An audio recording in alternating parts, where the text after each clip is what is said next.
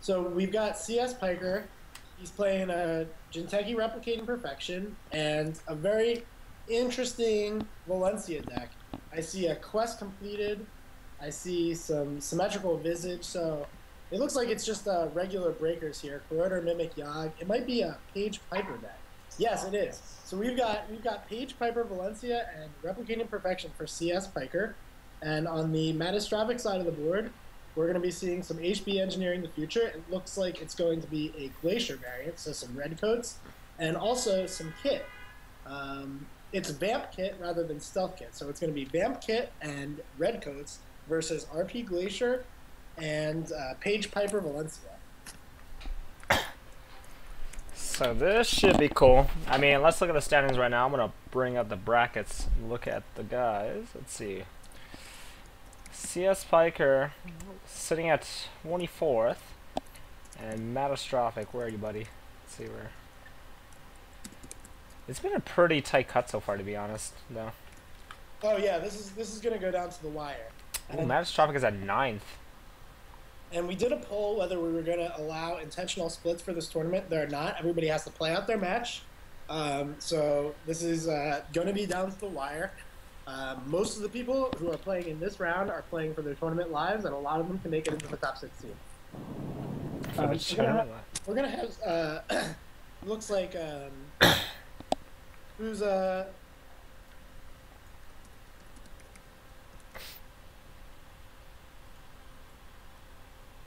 right, so we've got Mattastrophic playing Corp first. He's got HB Redcoats, a pretty good-looking starting hand. Only one piece of ice, but he's got a lot of money in it and a lot of high-priority trash targets.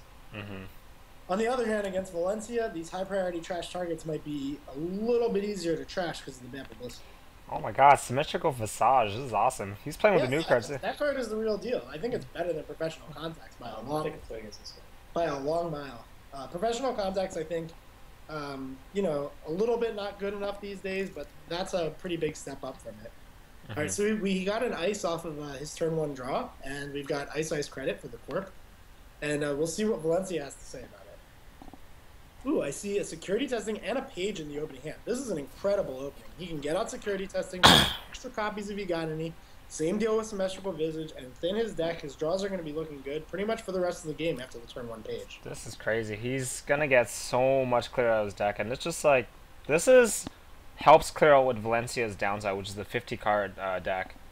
So he's going to get going pretty fast here. That's pretty awesome. Yeah, he gets to trash all these extra copies. Did he trash? Gonna probably let him know about that.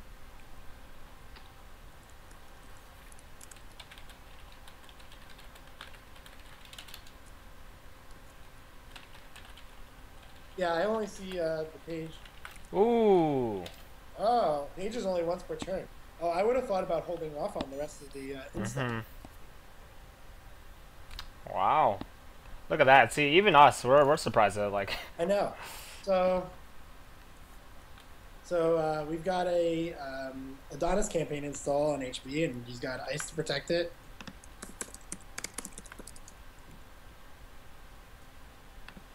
So that's a big help against Valencia. Obviously, you don't want to leave that naked when it's only trashable for 2. Mm-hmm. But he can ice archive, so security testing is going to go off for a little bit of value. First click, he uses his Symmetrical and unfortunately draws his second Gordian Blade. That's a rough draw because if he had just played the first Gordian Blade, he wouldn't have had to draw it. So a little bit of a waste of a draw there. Mm-hmm. On the other hand, just having extra cards in hand in case you ever need to take damage for everything is never too bad of a thing. Not at all, and I mean, maybe unless your opponent's playing sweepstakes. Wouldn't expect it out of HB Glacier. Although that is the deck that seems to have the most influence to spare out of anything. So really anything can happen out of HB Glacier. Mm-hmm. A lot of people are spending it on Caprice these days, but of course you can play Punitive Counter-Strike. You can play Celebrity Gift. You can play pretty much everything. Crisium Grid, blah, blah, blah. Of course you got your Jackson Howards, probably some Toll Boost, but after that it's pretty much fair game. So that was a pretty ballsy run. I mean, he ran last click into the server. And I mean, I could have been architect, could have res, could have got some a bunch of stuff happening from there. I don't know. That Yeah, was yeah, pretty risky indeed. But he's going to get rewarded for it. The Adonis campaign is on the other side, and it looks like the corp is no resing. So that's going to be a 2-click.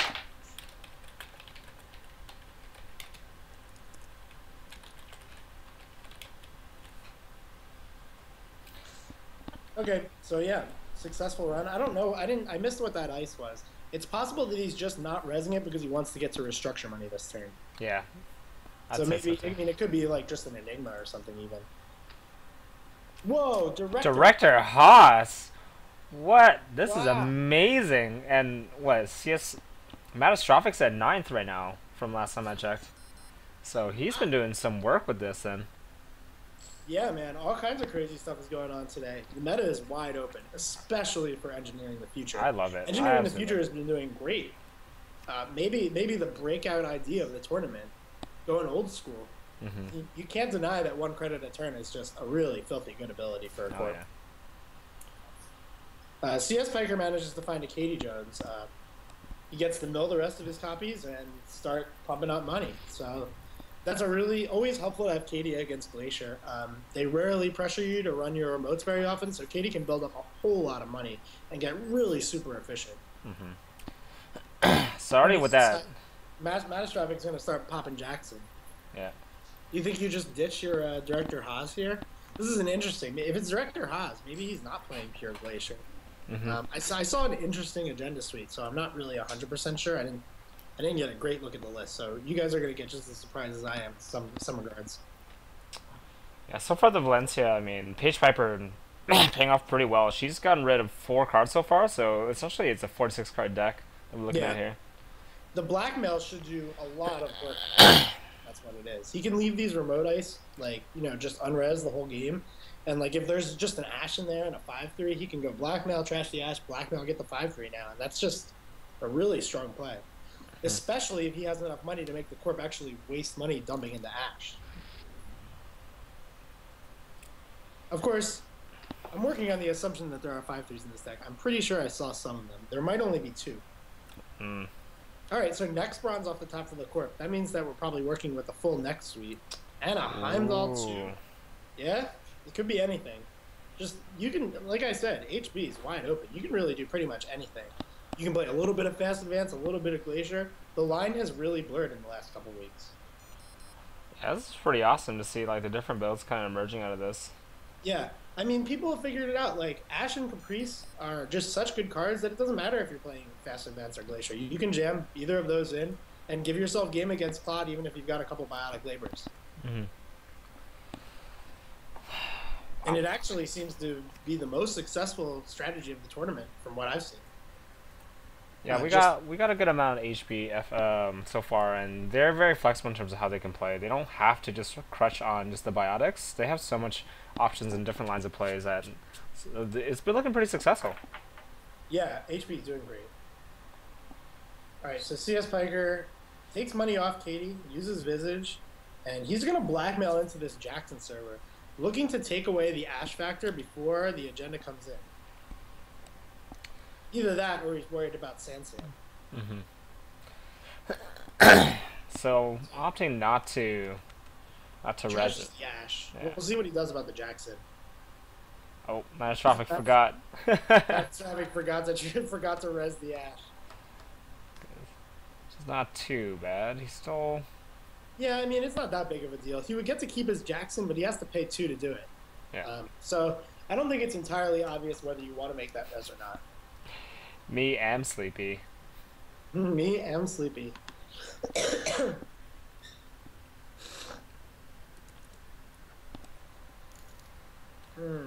All right, so they're gonna CS Piker's gonna allow a take back on that.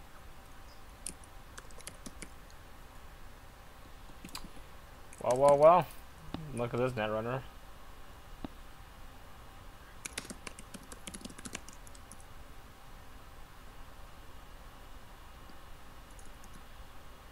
Minus 2 credits.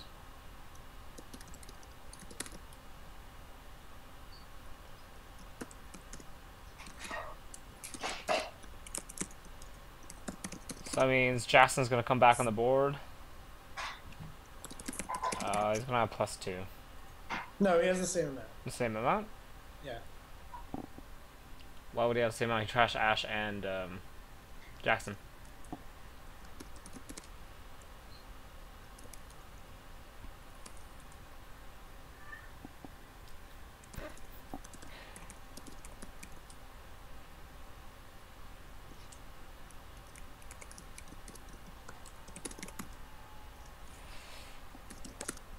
Oh boy. Alright. I've had to make a few of these on-the-fly rulings today. Some of them have been a lot weirder than others. Yeah, I've had to do the same thing too here today. Last round in Kalimsha's game, there was a melange that Phantom disappeared during a disconnect. Oh, really?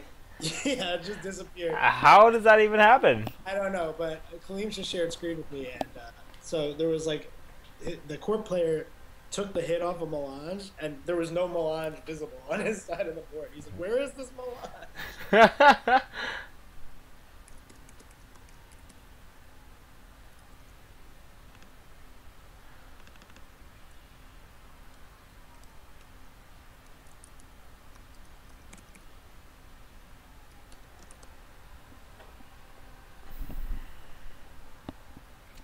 Man, Okay. let's keep it moving. Yeah.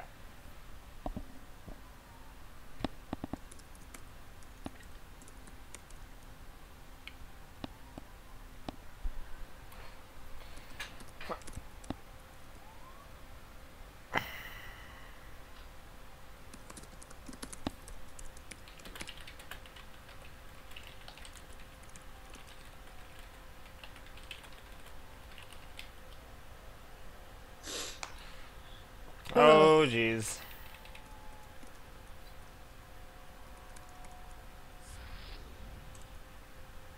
Alright, let's keep this game moving.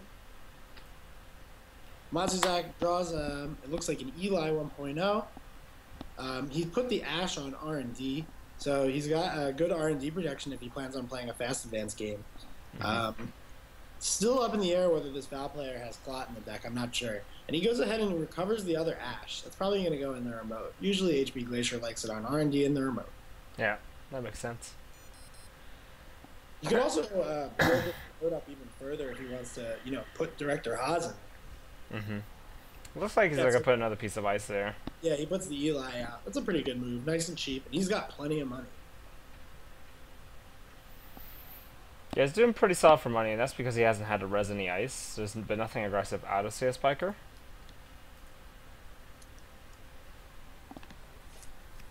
Oh, and we get a Dirty Laundry out of this, but I don't think there's going to be any server safe enough to Dirty Laundry into. So we're just going to install the Mimic here. Yeah, this is the time to check archives.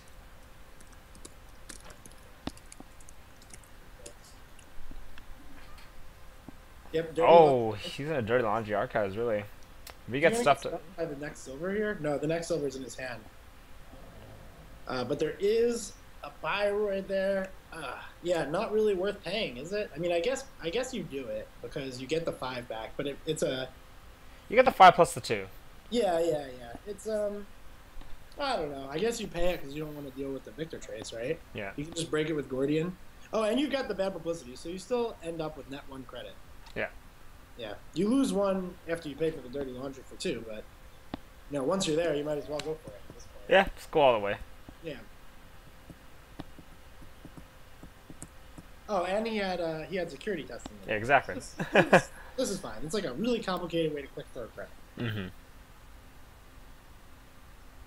Yeah, the math with Valencia is tricky. It's really hard to remember bad publicity, especially with NAPD contracts. We saw last week, like, pretty much everybody who played against Val was like, time to go score my NAPD contract. Oh, shit, I can't. Yeah, just getting tricked out constantly. Yeah, so I think it's going to take maybe like a month or 2 before people get used to that. There is, I think, 3 NAPD contract in this deck, so that's an interaction we could definitely see happening, especially with mattastrophic, just like, as sleepy as he is. He goes ahead and trashes his Jackson Howard. Well, not even using it, just straight up trashing it. That's interesting. Yeah, he sticks his Director Haas in the remote. So next turn, this Director Haas is going to allow him to start scoring beta tests. Which is hilarious. This It is. is. Do you think he's gonna run him at this point? I mean, it's a really good move to get extra ice out against Val, because as soon as that breaker speed comes out, it gets pretty difficult to tax her out of the game with the bad publicity. I mean, why not? We're so early in this game. But I guess there's always the fear of losing too many points and dropping from 9 down to 17. Yeah. Because, I mean, both these guys are pretty tight in terms of where they want to get into. Like, Mattastrophic at 9th, cspieker 23. Alright, so a face check into the HQ ice for security testing, sees an Eli and just bounces. Trying to use security testing as a sort of force to res. I think he would have gotten the res anyway with the two beta tests in hand. Yeah.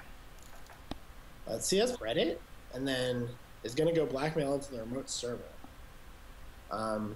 So this is going to run into Ash, and I'm pretty sure he's going to be blindsided by this Director Haas. I'd be blindsided by it. I put very much into this Ash chase to keep the Haas safe. CS Piker is only on 9, and he doesn't have a link, but he does have a BP. He has 10. He has 10. So if you want to prevent the Director Haas's trash, A boost bet 2. yeah, I think I would actually. So if he pays 4, I think I would actually just leave the Ash trace where it is.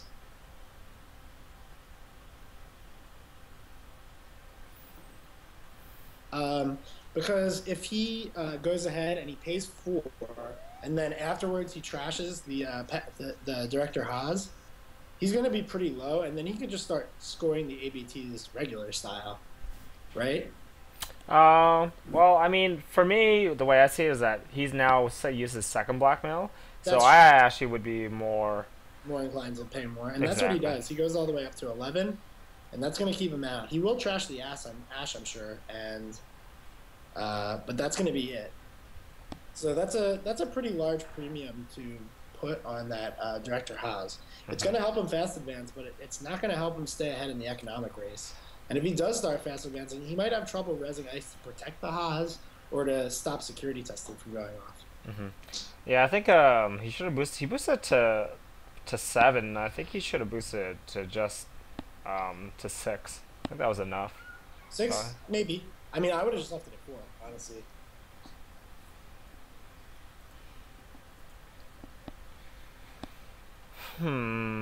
So he's only on 6 credits now, and he has to make the decision. Do you want to res this Director Haas and start scoring, or do you want to play hedge fund and, shore up your defenses a little bit? I would play the hedge fund, in my opinion. Think the hedge fund's a good move? I think so, too. Yeah. Hedge fund. Oh, he goes ahead and draws a card. Yeah, hedge fund credit here makes good sense, or hedge fund play nice, either way. Yeah. He does have an Eli in the front of that remote server. I'm not sure what else he has, though. Okay, so he deploys another ice for R&D. That's reasonable, too. Not too bad. He has the Ash over there, so, R&D, I think, is Valencia's biggest threat because of medium. These decks get a pretty efficient rig going, and you got bad publicity, so if you can make repeated medium runs on the cheap, that usually spells the end of the game for corp decks, regardless of what kind of corp it is. Medium is just such a powerful card. Investigative journalism, 2 parasites. Yeah, what do you do with this hand? Join the Want to make the run on R&D here? It wouldn't be terrible. No, it wouldn't be a bad idea. Just to force the res out. Just to force the res, yeah. It's only 1 click. Nope, he doesn't want to do it. Well, I guess he wants to set up for a little bit of the long game then. Yeah, no, that's fine too. You can just as easily drop Parasite on Eli here, and that's what he's going to do. It's good to get those slow Parasites going. You don't want to wait very long, especially on HQ, because a lot of the time HQ can become an irrelevant server if you're not playing stuff like Account Siphon going late into the game. So you really want to get those Parasites down on HQ early, especially if it's a high-strength ice like Eli. Oh, here comes the Director Haas. Director Haas! Oh, God. T. This is redonkulous. Let's see if we get the res. I don't think we will. I Does he mean, run it? Why yeah, not? I don't think you can run it here. Yeah, he doesn't run it. Yes. Yeah, that's I think a little too risky. As much as I love running ABT for no good reason. Yeah. I mean, we all love seeing the ABT hit, but yeah. So he's only seen 2 agendas and he's 15 cards into his deck. So that's a good reason not to run it, even if he's got a good ice set up. All right, so hitting the Symmetrical Visage, that's paid itself off and then some. It doesn't really help you find the cards you need because it doesn't, it only gives you 1 free draw a turn, but it definitely pays for itself. It works a lot like a daily cast if you can get it out early, or like, a data folding. It's like Drip Economy. yeah. Because it's easy enough to draw 1 card a turn for the rest of the game. It's usually what you want to be doing anyway, drawing about 1 card a turn. Ooh, choosing not to res anything here. I guess he values protecting his Haas over... Oh, yeah, you've got about 8 protecting the Haas. You want to be able to res the Eli to protect the Haas, and then also score the ABT out of your hand. Yeah. He reses this Ash. No, secure. This does nothing. That was a mistake.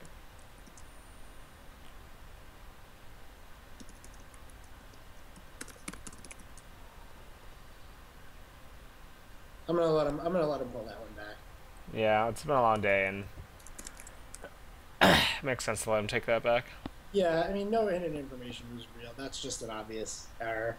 I mean, I guess if you're his opponent, you don't have to let him take it back, but I'm gonna rule that he can take that one back. I think that's fair. It's hard to see the security testing sometimes on Octagon. In real life, most of the time people are going to announce it, so I'm going to call it an interface error. He's going to have to res it here anyway. He's coming back to R&D to come and get it, now that he knows that none of the ice wants to get resed. Okay, real R&D around here. I don't know. I feel like you just kind of let it slide here. Like you want to just let him get in, trash the yeah, just score the other ABT. It's dangerous. If you score the other ABT here, I don't know. But yeah, I don't think I would be resing this Ash. Because he's not going to be able to res the Eli in front of the Director Haas next turn. Mm-hmm. Meanwhile, CS Piker can, collect on his once per turn cards. He can get security testing, Symmetrical Visage, put on Katie, and then go and trash the Haas, and there's not really much to do about it. He's just going to gain this long-term economic advantage. And Matt is going to be, basically relying on his own ability to score a 5-3 or something, because he'll be on 4 points, but he doesn't have anything res on his remote or R&D, and that's exactly where you want the ice res. Archives and HQ are not going to be that important going into the late game. Mm-hmm. He does go ahead and do the beta test. I think you got to think about running it here. I think he's actually looking at a situation where he could be falling really far behind. All right. One credit. CS Piker can go run security testing, put money on Katie, trash Director Haas, and then he can either run R&D, he can use Visage, he can just play his medium out in preparation for pilfering R&D. Honestly, I would be willing just to dirty laundry the Director Haas. I don't think there's anything in a high chance that he does not have 1 res ice.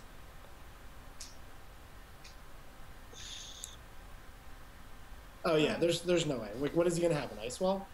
Yeah, I doubt ice walls will be splashing. Well, I missed the inside ice. I know the outside one's Eli, so that's not gonna be good enough. Yeah, I don't know. See, usually what you want to do with Director Haas, I found, is you want to use her for a couple of turns, and then get rid of her, overwrite her, so that way the runner can't come in and trash before it gets to this sort of situation. That makes sense. Yeah. He goes for dirty laundry on R&D. I don't really know about this play. I feel like you're just giving up free KD value here. Because assuming he wants to go trash the Director Haas. Ooh, still an APD. Still an APD. That one would be pretty difficult to score for the runner, or for the court. And as we suspected, Director Haas is going to go down here. Yeah. Unless it's an ice wall or a paper wall. And it's going to go down for only 4 thanks to the bad publicity. And just like that, paid a little bit of money, so this is pretty much just like another NAPD. Yeah, just another NAPD. But just like that, at 4 points. Okay, so tie the game up. And Valencia looking really good to pilfer R&D here with the medium ready, 4 tokens on a data sucker, so any ice that comes up that's like, not particularly large is going to be a big problem. It's just going to go right down. And anything that's not that cheap to break is also going to be a problem. Like an Architect, how much does that do? You break it for 1 with the BP after Mimic.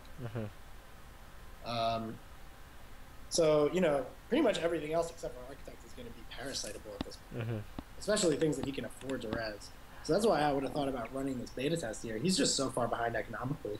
He's got the Eve and the Hedge in his hand, but he's got to get there. And there's not that much time. So another thing I just learned right now, just so you know, apparently his name is cspieker. So that's how you say it. Cspieker? Yeah. Not Spiker? I guess that makes sense. All right, cspieker. I'll go ahead and pronounce your name right from now on. We all will. I was in the position for a long time where nobody knew how to say my name.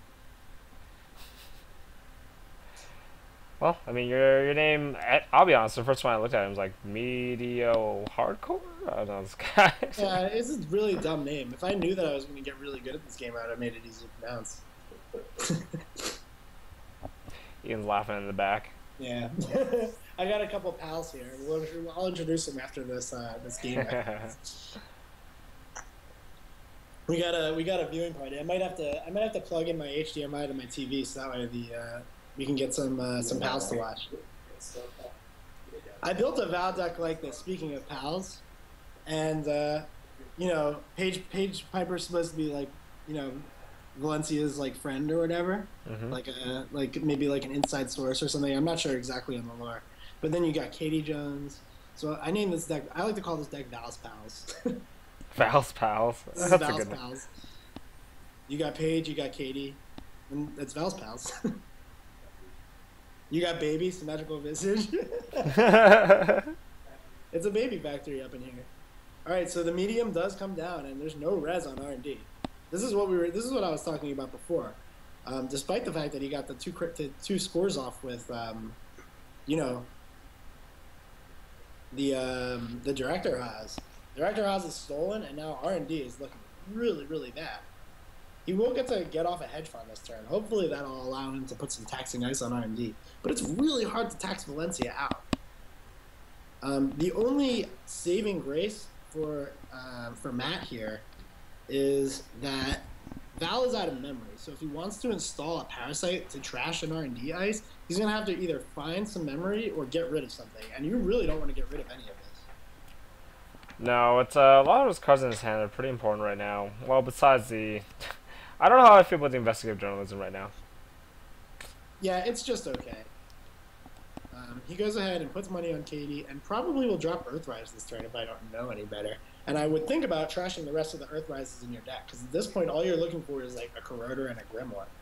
Instead, he goes to draw a card manually. I think I like playing Earthrise better. It thins your deck of the rest of the Earthrises, which aren't really very good anymore, because of, you just have most of what you want. The one Earthrise should probably find you the rest of what you need. But Eve Campaign is res, so that's the start of a comeback. Eve Campaign is a hugely powerful asset. No other card in the game, except for maybe Sundew, is going to gain you as much money in the long term as Eve. So that's going to be a huge trash target. I think Matt's got to, or I think cspieker's got to make it a really high priority to go and get that Eve Campaign. And he says dang should have run, but right now is as good a time as any to make that run. If I were him, I would make that run immediately. Any Biowards that get res, like another Victor 2 or an Eli, you can just click through and trash the Eve Campaign, and you really want to do that. Yeah. So we're seeing a draw into Corroder. Ooh, we got another medium here. And he's just going to let this Eve Campaign go. That could be, an opportunity for a comeback. Yeah, that's the nice thing about HP is because they have so many remote assets that are pretty taxing, but also give return back to them that allows them to still be able to stay in the mid-range to the late game. So he decides to set up Daily Cast rather than play Earthrise.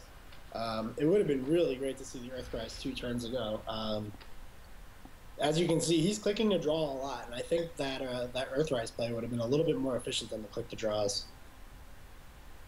It would have made him have to take money off Katie a little earlier, though. Mm-hmm. All right, so another upgrade on R&D. That could help. Medium counters are cleared off. Eve Campaign's going, and I think we got a game on our hands. Yeah, it's looking like things are turning out for the better here. So Yeah, definitely. HB's finding a way to claw back. Getting your econ assets online is so important for HB Glacier. Like I said, Eve ridiculously powerful. After the install credit, you're for HB, you're getting it in play and resing it for 4, and then it's paying you back 16. That's like 2.5 for structures. It's not fair. Okay, so finally the Earthrise play comes down. We've got Katie with 12 money on it. This is. I mean, while you got Eve campaign going for the corp, this is a whole lot of powerful economy for the runner. yeah, Daily cap, Katie Jones. This is how symmetrical visage. Yeah, symmetrical visage, just giving you a free credit a turn. All right, so we've got a new server. Was that another Eve campaign? I think it was. Yeah, I didn't see it, but I'm inclined to. I don't think it was an agenda from what I last peeked at it. Yeah, I didn't see an agenda. I think I might have saw another Eve campaign. So. Oh boy, another corroder. I think he's really trying to find his grimoire here. That's going to be the last piece of the puzzle that's going to allow him memory for both corroder and parasite for trashing any ice. And Charles' a data sucker. Yeah, another data sucker. I guess he must have played his first data sucker on a turn where he'd already used Page, or he just thought he might have needed a second one. But it's not what he wants to see here. Ooh. So what do you do here? Do you just draw one more and hope you find it? No. Yeah. Oh, okay. Earthrise Hotel. See, I would have trashed that with the Page. You're not really looking for that Earthrise Hotel. You're looking for exactly Grimoire, and I would be trying to trash everything else out of my deck right now. And then he makes a third click run on R&D. This is just ill-advised. If there's an Ichi 1.0 here, I mean... Oh, jeez, and there you go. There you go. The Mimic could get trashed, and I saw he discarded one. There might not be any left. It's not even just the Mimic. The Gordian could get trashed here, too. This is pretty bad. Oh my god, yeah, you're right. This is the last piece. HB. Ichi 1.0. I mean... I didn't see any copies of Deja Vu or anything. I'm going to go ahead and take a look at his deck list, and we can find out just how screwed he is by this Ichi. I mean, this Ichi, his reputation would precede him if anyone could speak of it, right? What do you mean? It's the flavor text. Yeah, it's a flavor text. Oh my god. Why are you talking to me about flavor? You know I don't know.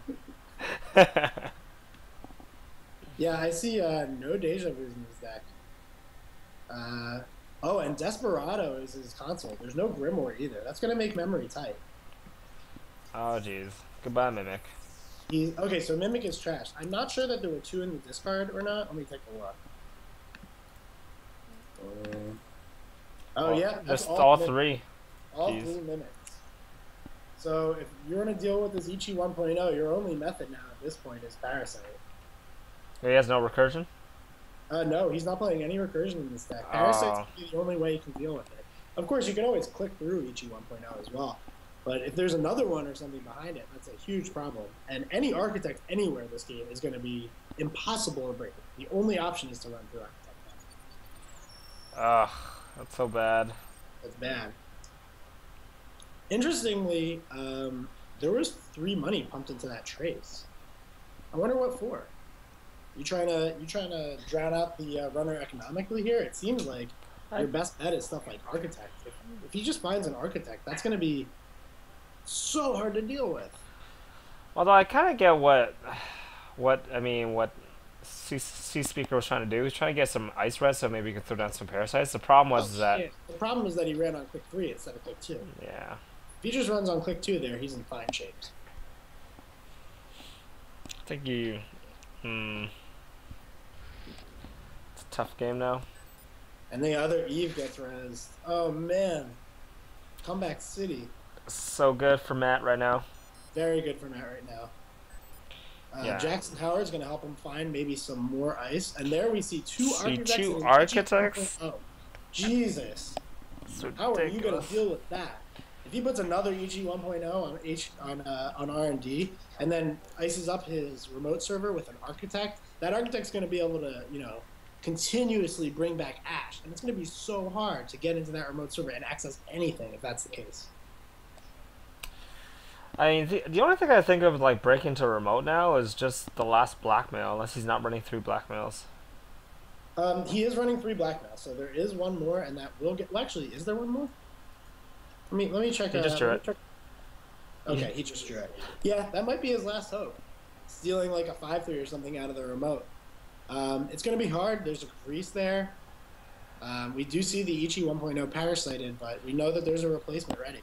He has 3 corroders. This is amazing. Yeah. I mean, the memory issue is another thing with Paige. He went through and, you know, if he would have been playing Grimoire instead of Desperado, he would have been able to easily deploy these corroders. He would have had some extra memory. It could have been a different game. But, you know, Paige, you saw some big issues with Paige here. Even though she got into play on turn 1, she didn't do nearly as much trashing as she could have just because of memory issues and the fact that you can only use her once per turn, which actually I had no idea. Yeah. Things you learn, right? Things you learn. Yeah, well, I mean, she just came out.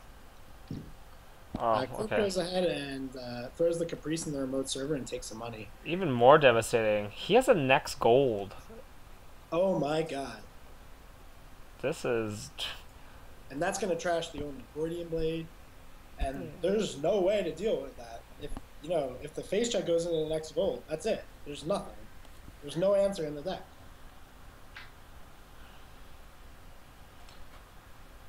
Yeah, I think in Matt's position now, he just sits, waits for the E's to kind of tick off, and then attempts to set up a server. He's going here to run archives for testing money through a Victor too? What's the deal with that? I don't know. It's kind of weird. Does he wants data suckers? Oh, he wants a data sucker token? Really? It's the only thing I can think of that makes logical sense here. He's afraid to go to HQ because he knows it could be another Ichi, it could be an Architect. All those are in his hands, but, you know, as this ice in HQ gets deployed, one by one, those servers are just going to get completely shut off. I've had worse from cspieker, pulls out, still no Desperado. 8 cards left in the deck, and I think that's 2 Desperado in the deck, still gone. Yeah, this is pretty... You could have 1 testing, I'm not sure. I think it might be 2 Gordian, 1 testing, 2 Desperado. And there's the Desperado. Okay. So that'll probably be coming out next turn. Symmetrical Visage number 2 goes into the bin. And he might want to hold on to that second corridor, to be honest. And he does. Yeah, he knows right now that his programs are in danger of getting trashed at any point. So keeping the extra copies of the corridor is a pretty good idea. Yeah. So we're going to see a Caprice out now, and I'm just looking at this hand, I'm laughing. It's just 4 sentries and 1 barrier in hand. Yeah, what do you do here? You gotta, you know, you probably want to deploy one of your econ assets, like, yeah, drop that Adonis in a naked remote. It just nets you the 1 credit, so it's fine. You probably have to discard it anyway. And there's a second Caprice. So Adonis, Eve come out, trying to pressure the runner economy a little. Matt's got a lot of money ready, but so does cspieker. Money isn't going to be the limiting factor, I don't think, for the runner deck. It's going to be whether you can break these sentries. Mm-hmm. And the answer is that he can't. Yeah, it's going to be blackmail or bust if you want to get through a next gold now. Especially if there's another next ice res. Man, that would be a nightmare. Just game over on the spot, I think. Alright, well, cspieker has the opportunity to go ahead and trash this Ichi here, and if I'm looking at his side of the board, I think that there's, like, no other real option. Just, like, run into archives, get a second data sucker token. Page what? Oh, he didn't page his Desperado, huh? That's a good point. I'm not sure if he's playing 2. He might have only 1. Let's take a look at the deck.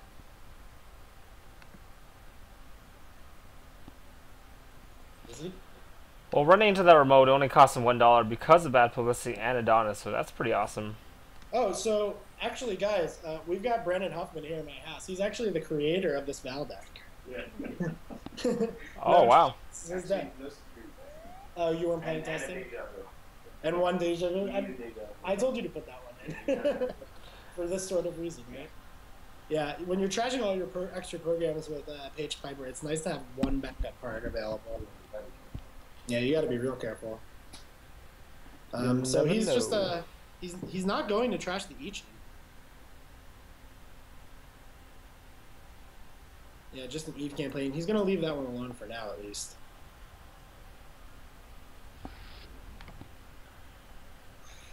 But What time is this round ending? I think we're ending at 8:30. This one. I believe so. Let's check the messages.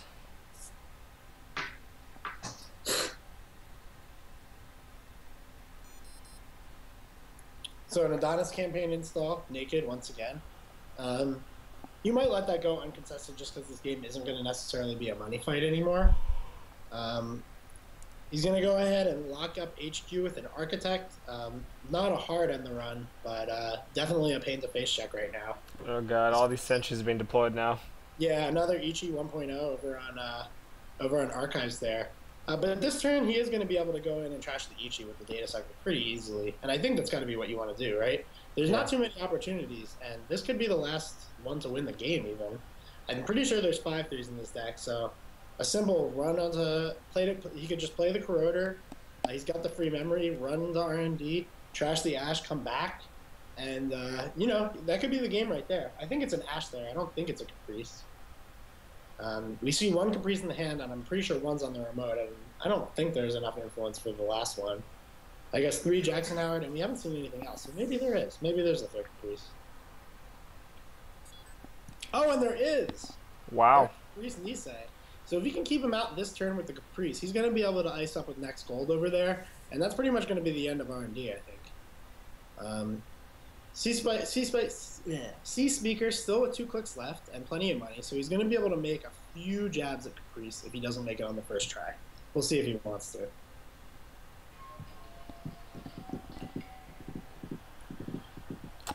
And I think that if this run ends up successful, mattastrophic is going to want to use his Jackson Howard. If I am right and he is playing 5-3s, this is one of the only ways you can lose the game. Oof. All right, Yep. stuff him up. Yep, no go on that one. We're gonna give it another go. Nothing else is safe. This is the only server he knows he's not gonna get blown out on. For the time being, until Matt decides to fortify it. Until next turn, when the ultimate blowout's probably gonna land itself right in front of that Eli. Oh man, do you put Architect or you put the next? I'm putting the next gold. Oh man. I mean, you only trash one program, and oh man, just scary. Yeah, you only trash one program, but if you trash that Gordian Blade, then every code gate, every like next bronze is going to be keeping him out. Yeah, I mean, I think trashing that Gordian Blade is a pretty good deal. You can even trash the medium, and another miss on Caprice, 0 versus 1. End the run again. E-tiered. Caprice, you're such a beautiful clone lady, keeping everybody out of servers. Too bad she's bipolar. She is?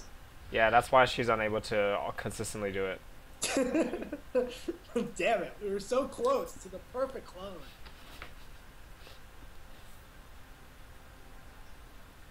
You really don't know the story, huh? 66% of the time it works all the time. Yeah, exactly.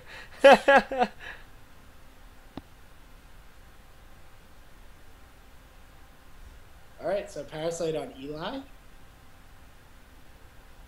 And it looks like that was the Architect, right?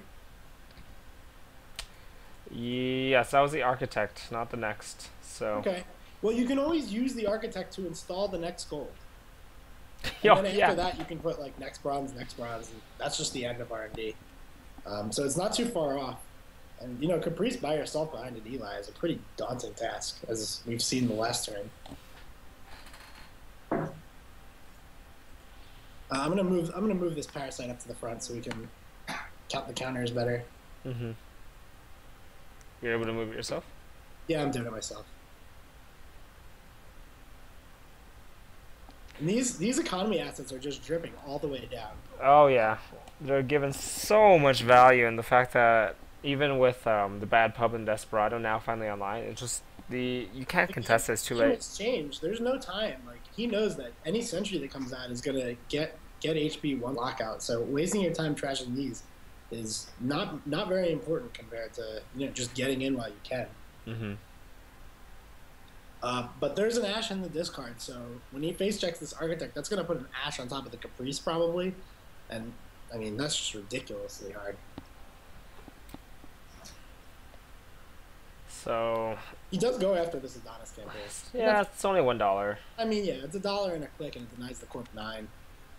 No matter how rich somebody is, that's a good enough deal to take. Mm-hmm.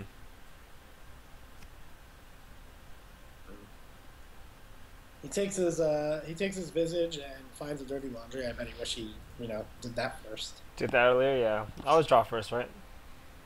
Yeah, drawing first is good. You don't always want to draw first. For instance, against HB, if you're running into unres ice, you probably want to draw after, so that way you have some clicks to click through a Bioroid. And so there's a Project Vitruvius off the top. Next Gold's going to come out protecting the remote server. Oh man. Would expect, yeah, here comes Project Vitruvius, and I'd be surprised to see. Yep, there's the advancement counter. He's going to try and get extra value out of it. That counter is really good. Doesn't have this sort of, I guess notoriety of the Nisei counter or the Astro counter or even the Atlas counter, but the Vitruvius counter can be very powerful. Definitely worth taking if you can get it. Alrighty then. Well, pretty much at the worst, that counter is going to net you, a couple credits on a hedge fund or something. Yeah. So I mean, based on the money here, it looks like cspieker is going to be able to contest this remote even with an Ash. Oh yeah, he does have the blackmail too. Yeah. Oh, he has a deja vu. Oh, he does have a deja vu. Oh, so I must have missed it. It looks like this game isn't as over as I thought. All is not lost. All is not lost. He only has 5 memory though, which means that he's going to have to get rid of his medium or something if he wants to, deja vu and keep his data sucker. But deja vu is pretty much 100% going for mimic here, right? Yeah, for sure. All right. So not bad at all. Deja vu for mimic could be the play here. The only problem is with no data sucker counters, it still dies to next Gold. It still has an issue with Ichi 1.0. Yeah, but you have the data sucker counter right now. At worst, he's going to force the corp to clear for the turn.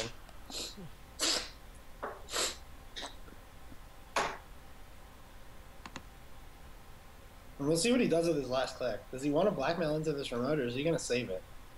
It might be wise to save it for a 5-3 or something. The decks looked glaciery enough, and nothing with 1 advancement is going to win the game unless there's a biotic labor in hand. Okay, he's going for it. Blackmail, it looks like. Oh no! Changes his mind. Ouch. He targeted the server, but decided against going for it. Not sure what I would do in that situation. It's a pretty tough call. So I guess the corp's going to get away with it, and the blackmail is well telegraphed. Nothing rezzed on that server, though, so there's not much you can do against Val. If she doesn't make a run on the server, there's not too many ways in the game to res ice outside of, Oversight, Executive Boot Camp, which I'm probably not seeing play in this deck. So let's see a score out of this. What could he possibly want out of his archives now? Just Jackson? Sure, there is a Jackson in the archives. He already has a Jackson on the board, though. There's a lot of things. You can do stuff like overdraw with Jackson, discard an agenda, pull it back to your hand if they ever go after archives if you want to score it. Here comes Deja Vu for Mimic, it looks like.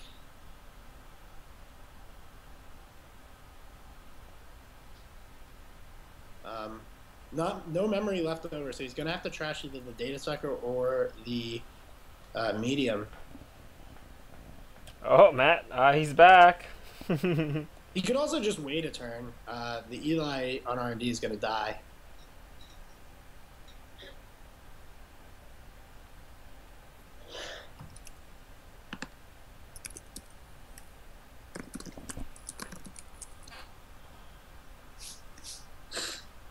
This is still the first game, is it not? Yeah, this is still the first game. We do have 28 minutes. Oh, and the face check in the architect before he can get the medium down. Oh, the Mimic. I'm sorry, the Mimic. So that's no good. Yeah, that's pretty bad news. What click is this? This is second click. So he's got the Caprice in HQ, right? He can launch an agenda. He can put an agenda in the remote and then put the Caprice from HQ into the same remote, and that could be game right here. This could definitely be game. So let's see if he decides to put the Caprice down. Because then it's going to be a Caprice Ash, right? Yeah, it's going to be a Caprice Ash server. It's going to be a huge nightmare to get in. Yeah, Caprice Ash in combination with each other, if you got the money to play, it's brutal. Oh, we didn't put another Ash. Oh, he already had a Caprice in that server. That's right. He's playing all 3 Caprice in this deck. Well. It says all 3 Caprice, all 3 Ash. That's a pretty brilliant way to play in this new metagame. Isn't it? Like, this is pretty. Yeah, I mean, like, if we're looking at it for the pure value, he's spending all his influence on 3 Caprices. He's spending all 3 influence on 3 Jacksons. He's having Viturbis. He has Archive Memories. He has Recursion. Yep. So yeah, I think. And that's how you're gonna score these days in the post-call world. Maybe just play all the Caprices, all the Ashes. Those are the 2 cards that let you slow advance agendas the safest. And it looks like maxing out on them is paying off for him. And so cspieker's got 21 credits and 2 clicks left. We'll see if he wants to make the run with blackmail into the remote server. If he does it without blackmail, he's going to run right into this next gold.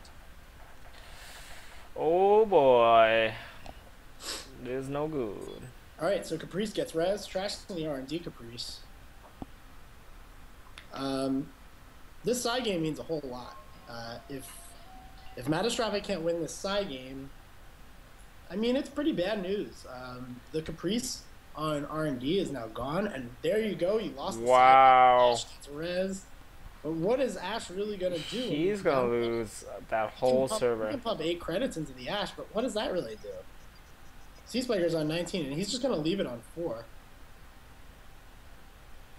Yeah, I think you just match it and just beat through and just kill that server, because you got Katie at 6. Yeah, trash it all. Steal the agenda, assuming that's what it is.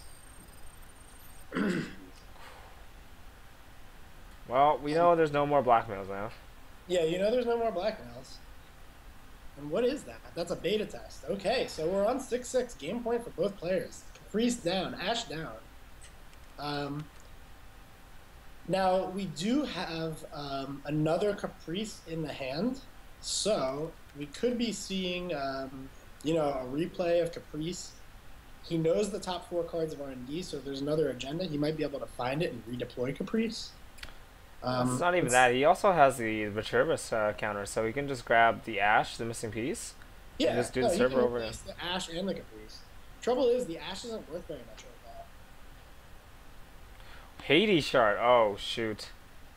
So this is going to be an agenda that's a little bit hard to score. Can I get this going? So he knows the agendas that's in his hand. Or in his deck, rather. So he drew up 2. So I guess because he knew that the Hades was there, and the NAPD from the Architect. Yep, and that's a lot of agendas and stuff.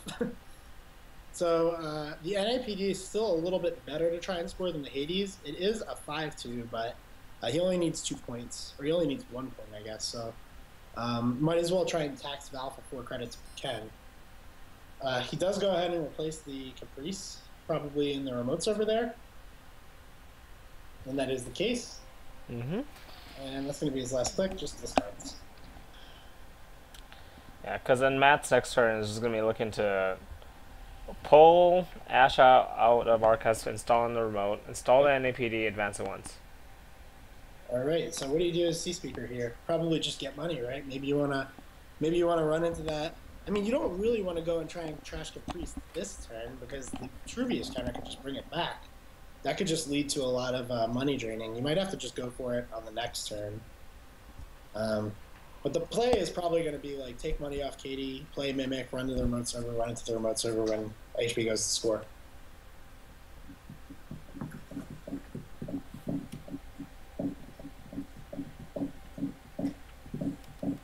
It's finally going to install the Mimic.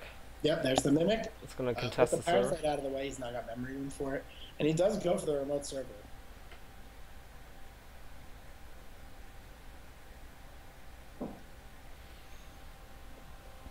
Now, there is the next gold there, but with the data sucker counters, there's not really any reason to res it. It's a little too expensive. He just reses this Eli, and that's going to be broken for pretty cheap here. Yeah, $2. Well, Unless, free. if he wants to use the data sucker tokens, that's the cheapest. Yeah, but I think the data sucker counters are a lot more valuable than money at this point. True. Yeah, so it's just the Eli res, and the Caprice does get res here. What do you bet, Dan? If you're in mattastrophic shoes, what do you bet? 0. Actually, if I'm in mattastrophic shoes here, I'm not even resing the Caprice. He doesn't have enough money. If his plan is to score NAPD, he's going to need to stick Caprice in that server for a turn. And when you're down money, and the runner can just, make repeated runs on Caprice. And yeah, it's just 0-0. See, there's no reason to res here because you can't afford to bet any more than 0. Mm-hmm. Yeah, you might as well just let it go. I think your hope was that he doesn't run on that server, I guess. The other reasonable play is to not res the Eli at all, but I don't know. It's pretty tough here. I think, oh, there's a Vitruvius. Okay, that's a really big deal. The Vitruvius is definitely going to allow him to score in such a way that's a lot easier. And he's going to bait out a run into the remote with Jackson Howard. This is a good move. I'll probably just take a credit after that, yeah. So now you can afford to pitch this NAPD contract, shore up HQ a little bit, maybe get rid of the Architect. Now that Mimic is back in play, it's a little bit expensive. Okay. That works too, discarding blue level.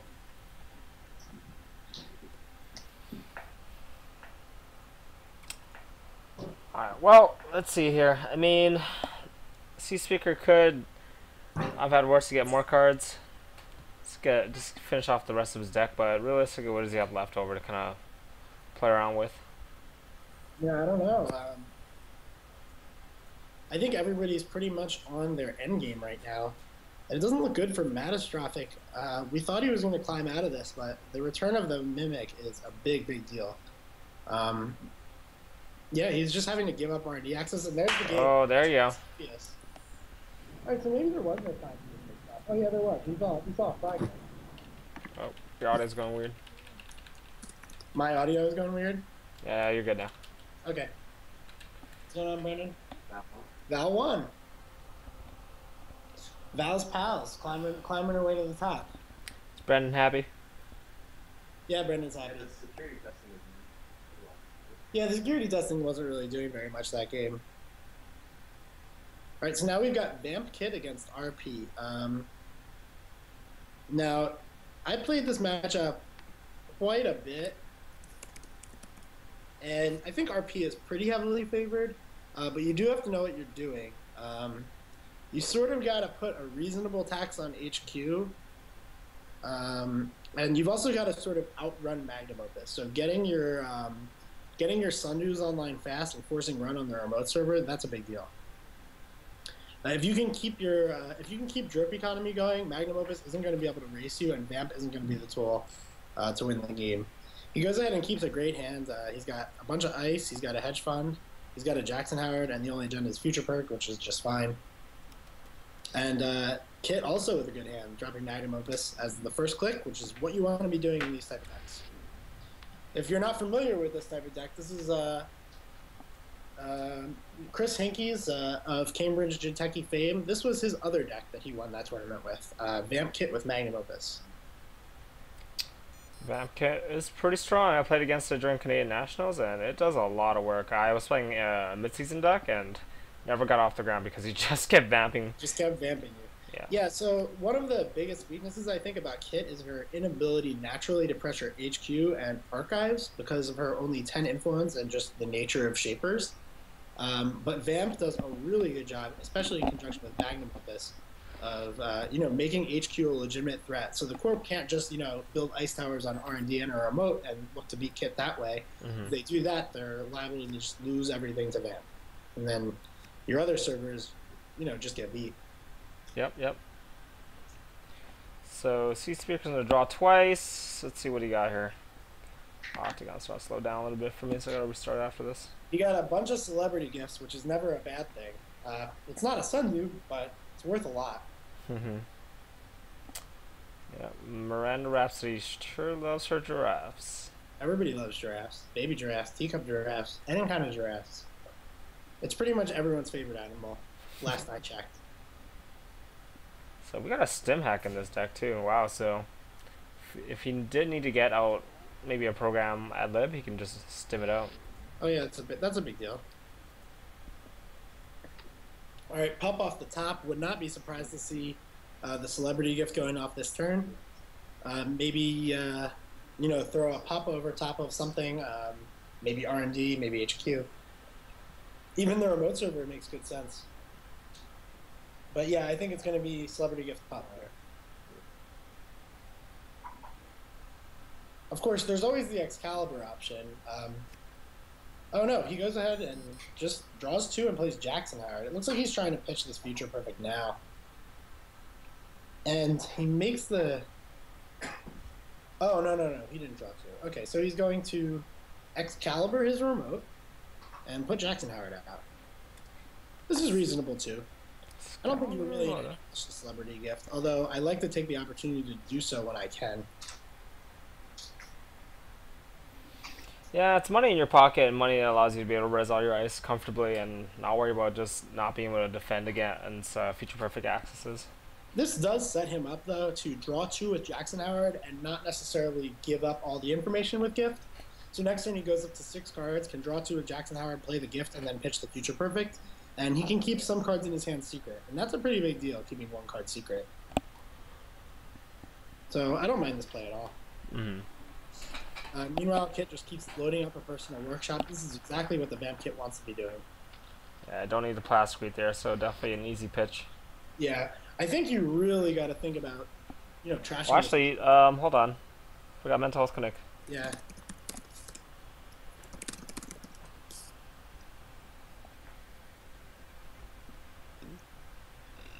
Yeah, easy to forget that one. As much as I play RP, I always forget. It's just a better pad campaign, right? It doesn't have any disadvantages. Although the sharpshooter that he's choosing to keep is probably not going to do anything. We know that it's not Grail RP over here, so or at least it doesn't look like it's Grail RP. All right, so Mental Health Clinic off the top. He's not going to Jackson first. He's probably just going to get that Mental Health Clinic in play as soon as possible, keep drip moving, and it's going to be really hard for Kit to do anything about it. Although, we have to mention that there's only 14 minutes left in the round, so this is probably going to go to time. Yeah, I'll let the players know. Yeah, I just told them. And for those of you tuning in just now, this is the last round of Swiss. We've got round 7 going. After this, we're going to be cutting the top 16 for the double elimination playoffs. We've got cspieker and mattastrophic here playing Jinteki RP Glacier versus Vamp Kit in game 2 of round 7, and 14 minutes left in the round.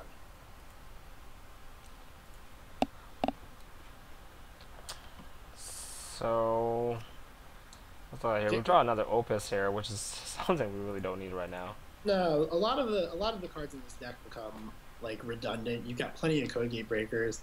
The second Akamatsu membership, I don't know what that's going to be doing. Really, what you want is your Astrolabe, but it's a little too late. It's unlikely RP is going to make too many more remote servers than this. Oh! Whoa! That's the Future Perfect, isn't it? Yeah, you know what? I guess he's just... Interesting. Wow. I missed what that Inside Ice was, but...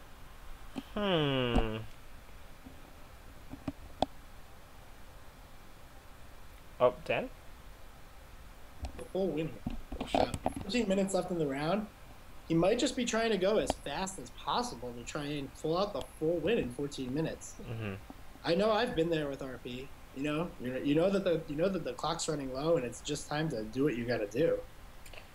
Excalibur not really going to do much here. The only thing I think of that can help is just like test run the Fem on the Inside Ice. Yeah, test run, but he doesn't have a Kogi breaker even. Yeah, it's tough, and he has no way to tutor out. Little does he know that he actually doesn't need a code gate breaker. The Excalibur can run, and it doesn't really matter.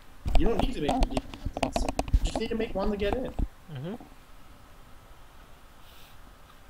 I like it. I love when little time crunches like this pull out players to kind of just do the craziest things, and then the game becomes such an interesting warp. It's like, what can I do in this current scenario?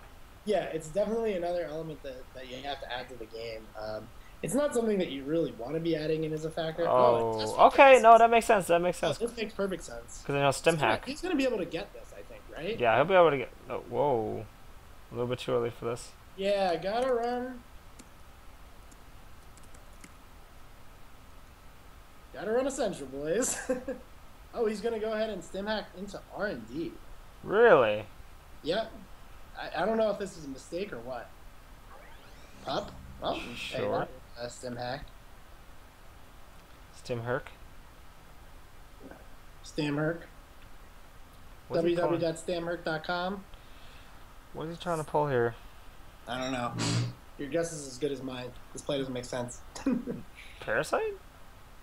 No, fem. No, he just goes ahead and fems, and we'll see where this counter goes. Yep, inside over there. Okay, that's good. I could respect That's that. for the future perfect. That's all he needs. Up counters, then jack out. Makes reasonable sense. Gets hit in the face. Loses a Maker's Eye, which is fine. Yeah, I mean, that's whatever. He's going to run the remote server, and probably we're going to see no res here. And future perfect's going to go without a side game, which is not what you want to be doing as RP. I think one of the biggest advantages of RP is the future perfect and Caprice being able to protect those 3-point agendas. Other Glacier decks are hugely vulnerable to giving them up at central circles, and you know, when you do something like this, it's just like giving up your advantage. Just something as simple as a Caprice there is like going a long way towards keeping them out. No res, and the future perfect is down. Ouch. Ouch indeed. Give me that card. Boom, snatch. Aggressive Secretary. Aggressive Secretary? That'd be the best. Oh, I love Aggressive Secretary. I know you hate that card, but I fucking love it. I don't hate Aggressive Secretary. I don't like playing Aggressive Secretary because it so often doesn't work. But when it does work, it's definitely like the best. I mean, it's especially look at this board, Magnum Opus Fem. What if those got trash, right? Right, exactly. That's a lot of money worth of trash. But alas, it was the future perfect. It was not Aggressive Secretary. And there's the Caprice. You got to be kicking yourself for this one. Ouch, ouch, ouch. What do you do here? I think Caprice in the remote, play the mental health clinic, and get on with your life, right? Yep. Instead, looks like he's opting to set up another piece of ice. Okay, this makes reasonable sense. What this is going to do is, I guess, no, because Kit's ability is going to get turned off when she runs on a central, so you don't really need another ice to protect from Excalibur. Excalibur is going to not be a code gate as long as Kit runs into an ice on a central. So I don't know how necessary this is. Might be seeing some time pressure. Sorry. Forgetting about Kit's ability. Some players definitely have more experience than others playing against Kit, and this is an intricacy of the matchup that you need to have played it a little bit to really understand. RP does a great job of turning off Kit's ability on the remote, and that'll be that, I guess. Speaker definitely seeing a little bit of fatigue. Yes. Install the piece of ice, but paid only 1 cost. Just reminding him, a friendly reminder, that's 2 costs, not 1. Yep. So I got a little bit less than 10 minutes here left in the round. Yeah, we've got 8. So Kit's turn just turns out to be just Opus 4 times and passes on.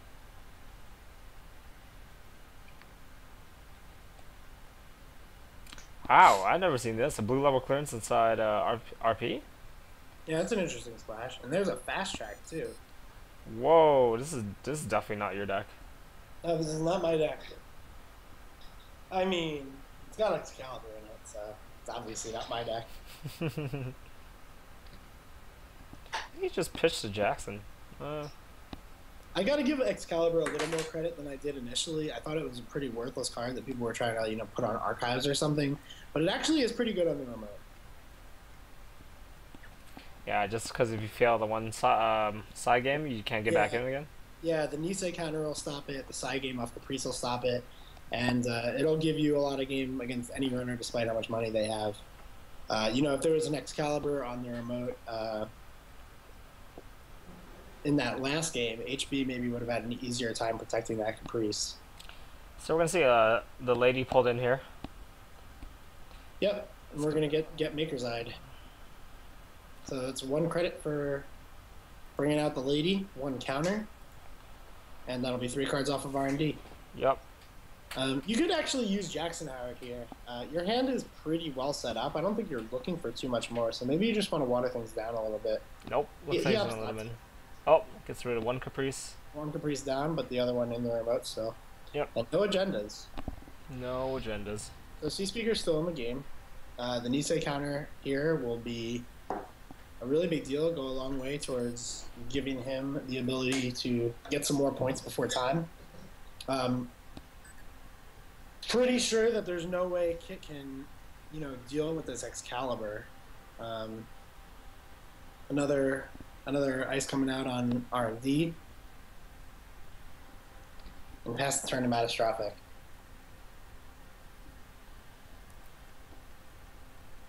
I don't know how I feel about that. I think I might have rather install Advance there. Mm-hmm. You know that there's at least 1 card on R&D that isn't an agenda, so no reason.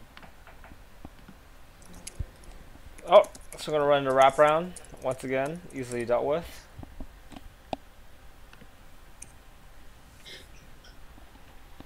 Let's remove the Kit ability, and so far it doesn't even feel like Kit's been playing her ability.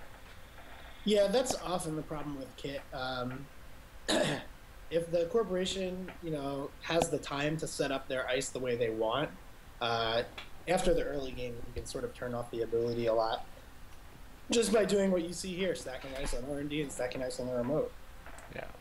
All right, so there's an Eli. That's going to draw out 1 credit and a lady counter. And then as we move inside, we're going to see the Excalibur and the Caprice res, you have to think, right? Oh yeah. So Excalibur can't be broken here, so we're gonna move on with our lives. Yeah, well there is an SMC in the discard. So he could go clone chip up SMC, but that would put him over memory, so he'd have to get rid of his lady if he wanted to do that. Excalibur fires, we move to the inside ice, which I never actually got a chance to look at, and we get a no res, but Caprice obviously makes her appearance. If the Caprice side game is 1 here, that's a pretty huge deal. Nisei counter, obviously a big deal for a Jinteki RP. Once you get that, he's got his drip economy going in the form of 2 mental health clinics, and there's the win. 0 credits from cspieker's gonna keep out the run to get scored next turn. Womp womp indeed. Wompity womps. Ooh, there's a torch. There's a torch. And That's exactly the breaker you're looking for right now. Obviously, it's a code gate breaker, but he's gonna have to pay a pretty penny to get that into play.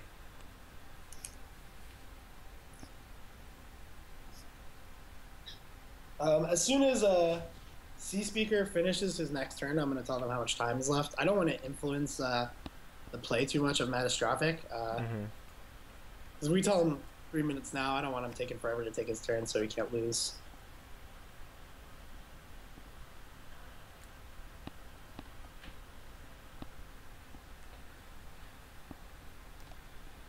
so I guess at this point, cspieker just has to find another agenda. He has to find another agenda so he'd be able to. Oh no, he's got a fast track. He doesn't need to find shit. Oh yeah, never mind. So he's gonna be able to get another Nisei here. Oh man. He finds an NAPD. That's actually good enough. Even better. Oh, he's just gonna. He's gonna get the Nisei here. He wants the Nisei train. Yeah, I mean that's a fine move. And the problem is he can't contest the server unless Mattastrophic can have an answer for The Excalibur. That server's safe. Yeah, the Nisei counter and the Caprice. This is the best thing Excalibur can be doing out of RP. I thought it was going to be some sort of like dinky archives trick, but the real power of Excalibur is definitely on the remote. We're going to see a run on archives, try and just see what's going on over there. We see a Bako. That's gonna probably just end the run, I think, here. Yeah, I don't think there's a reason to break into it.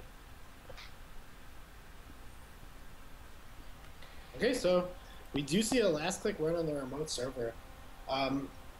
This could get the Nisei counter, but it's not going to get any more than that.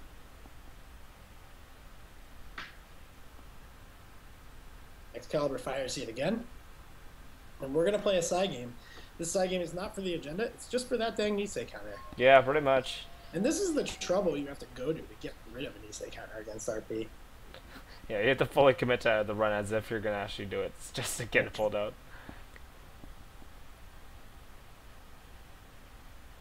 And I think the last hope for Kit here. Oh, he does get it. Well, the sick counter gone.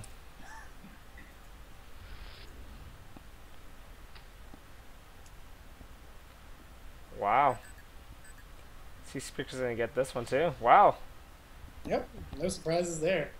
So as quickly as it went, another Nisei counter comes to life. And we're coming in on time in the round, 8:29 by my count, so 1 minute left. Oh, jeez. And as soon as I see it go,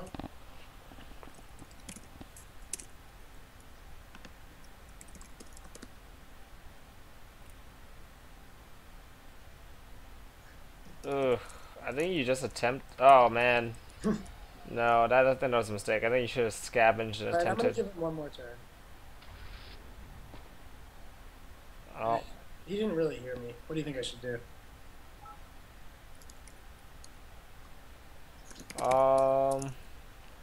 Do you think he didn't hear you? He says, "Oh no, he didn't hear me." I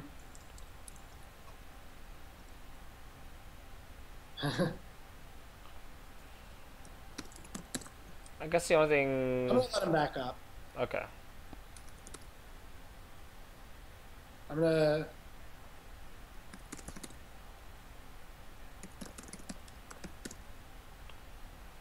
It's also the astrolabe.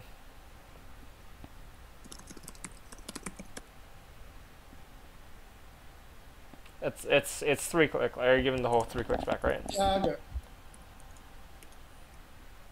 Yeah, I'll give him the 3. Yeah, I mean he did miss my call time, so I don't want to make him run through. I'm gonna let him go through. Mm-hmm. He has 14 creds. What did he spend one on? Oh yeah, he deployed Astrolabe directly. Yeah, click 1's quality time. 14 credits.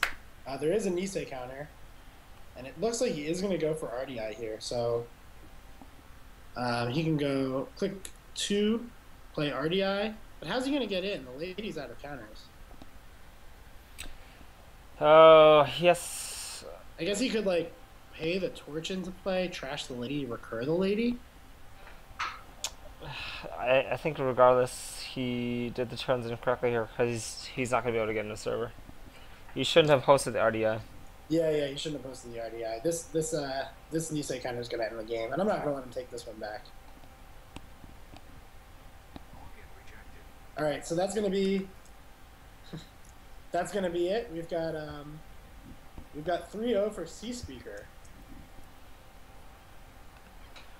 And Ouchie, ouch. And we're heading into the top 16.